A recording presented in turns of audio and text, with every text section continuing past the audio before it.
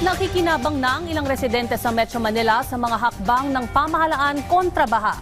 Kabilang ang dredging at pagpapalakas ng flood control measure habang isinusulong ang mas integrated drainage master plan para sa NCR.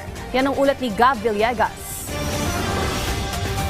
Magdadalawang dekada ng residente malapit sa G. Araneta Avenue na bahagi ng Barangay Tatalon sa Quezon City si Alexis. Ayon sa kanya, tuwing panahon ng tag-ulan ay umaabot ng 3 hanggang 4 na oras ang baha sa kanilang lugar sa tuwing umaapaw ang San Juan River. Ngayon, 1 oras na lang ang binibilang bago humupa ang baha sa kanilang lugar dahil yan sa isinasagawang dredging sa ilog. Ginawa nila dyan, malaki naman kasi mabilis bumaba yung tubig eh.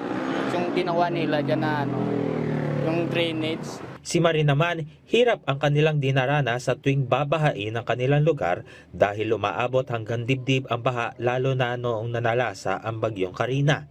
Dahil rin sa Oplan kontrabaha ng pamahalaan, nabawasan na rin ang kanyang pangamba na papasukin ng baha ang kanilang bahay. Salamat sa Diyos dito naman naisipan na ipagawa ng ganyan kasi malaking tulong din po sa amin na mga dito nakatira. Samantala, naipadala ng Department of Public Works and Highways ang kanilang heavy-duty na flood mitigating pump sa Alido Bridge sa bahagi ng Zapote River sa Las Piñas City upang maibsan ang pagtaas ng tubig upang maging ligtas ang mga residente at komunidad. Ayon kay Metro Manila Council President at San Juan City Mayor Francis Zamora, mahalaga ang pagkakaroon ng Drainage Master Plan sa Metro Manila. Anya, dapat integrated ang plano ng mga lungsod sa kanilang drainage planning dahil magkakarugtong ang mga daluyan ng tubig sa National Capital Region. Dapat rin tama ang pagpaplano sa pagtatayo ng mga pumping stations at mailagay sa tamang lugar at may koordinasyon ang DPWH sa mga LGU. We need more infrastructure projects. We need to improve drainage systems.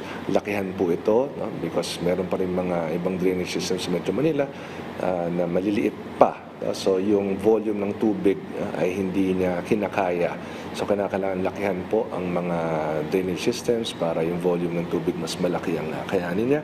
Ang mga LGUs naman po will be supportive always of any intervention that will help our people. Kasi at the end of the day po, kami po ang hahanapan ng aksyon ng aming mga mamamayan.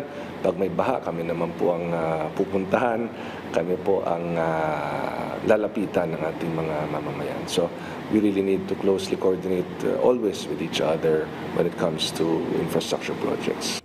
Dapat rin anya na maging disiplinado ang mga residente ng Metro Manila pagdating sa pagtatapon ng basura na isa rin sa itinuturong dahilan ng pagbaha sa NCR. Isa sa mga hakbang na ginawa ng MMC ay ang pagpasa ng resolusyon na mag-a-update sa kanilang mga ordinansa pagdating sa pagtatapon ng basura kung saan tataasan ang multa sa hindi tamang pagtapon ng basura kung saan naabot sa 5,000 piso ang multa sa mga mahuhuling nagtatapon ng basura sa maling lugar. But now at 5,000 pesos dito nga po sa San Juan, first, second, third, or any subsequent offense nyo, pagdating sa maling pagtapon ng basura, 5,000 piso agad ang multa. So ito po yung ginagawa natin upang madisiplina ating mga mamamayan.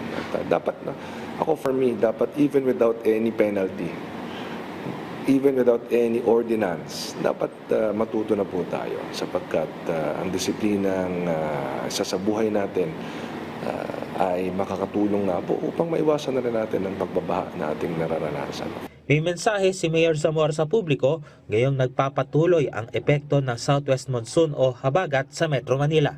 Sa mga kababayan natin sa Metro Manila, ang nais ko pong ipaabot sa inyo, ang inyo pong mga lokal na pamahalaan, katuwang po ang ating pamahalang nasyonal ay nagtatrabaho ng mabuti para ho maibsan ang problema ng pagbabaha. Alam po natin, kasalukuyan pa rin natin nararanasan po ang pagbabaha, ngunit tuloy-tuloy rin po ang aming pagsusumikap upang mabawasan po ito.